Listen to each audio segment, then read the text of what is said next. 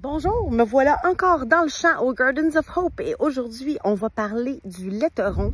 Me revoici quelques heures plus tard avec mon plan de laiteron.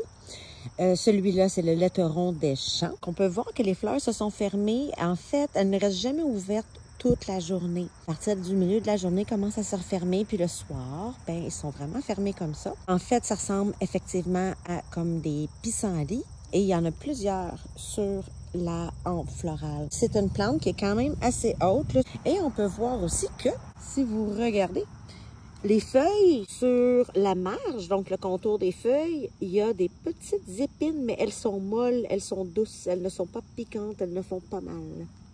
Donc, ce qu'on va consommer, c'est surtout les très jeunes feuilles au printemps parce que c'est une plante qui devient amère quand même assez rapidement.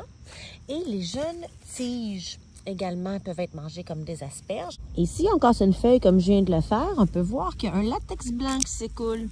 Bien, ce latex-là, on peut lire dans de nombreuses sources qu'il y a plein de propriétés intéressantes, entre autres comme anti-inflammatoires, antibactériens, antifongiques, etc.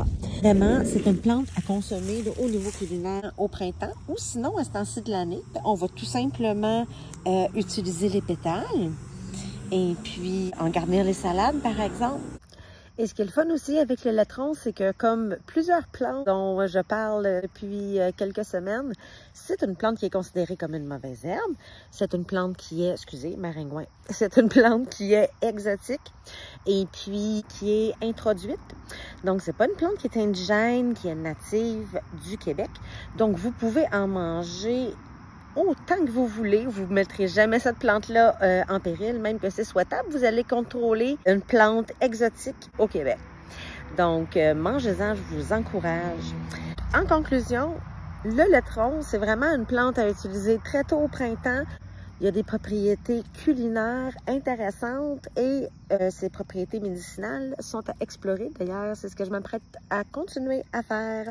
Si vous voulez avoir des informations sur les ateliers, sur les plantes sauvages comestibles où je me déplace au lieu de votre choix, vous pouvez visiter mon site web lecuisinersauvage.com ou encore écrivez-moi ici.